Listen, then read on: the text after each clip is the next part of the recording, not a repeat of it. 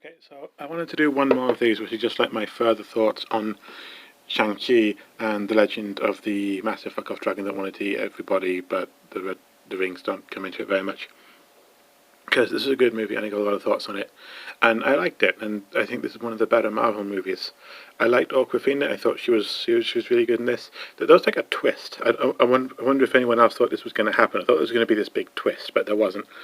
Where early in the film we find out that Awkwafina's grandpa is dead, and then we learn that Shang-Chi, he got sent out by his dad to kill a guy, and he feels really bad about that. So I thought it was going to turn out that Shang-Chi killed Awkwafina's grandpa, and that would have been a good twist, right?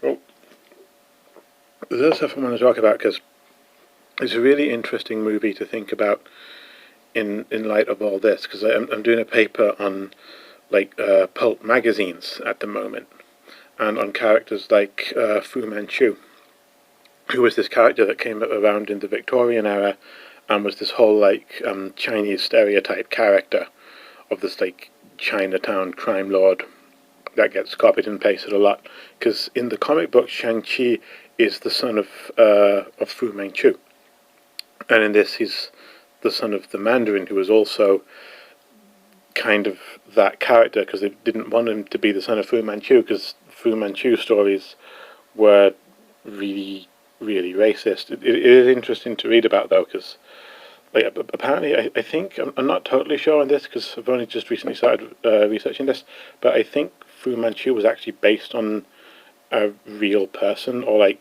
several people. But I don't know, interesting is true. But yeah, it's interesting because I think a part of that and the origins of the character, I think a part of why this movie hasn't gone down brilliantly in China. I don't think it's been released in China. I don't think it has a release date for China yet. I don't know if they're releasing it there or what. Yeah, but they turned that character, the Mandarin, into a much more like three-dimensional and nuanced and much more interesting character in the movie. And I just find this stuff really interesting to think about, like whether you can take that kind of character who's really kind of steeped in that kind of orientalism and kind of, I don't know if reclaim would be the word in this context necessarily, but whether you can redeem a character like that. Anyway, yeah, so let me know what other movies you'd like me to cover in the future. Like I said, I'm going to do the new James Bond. I'm going to do the new Dune. I want to see that really badly.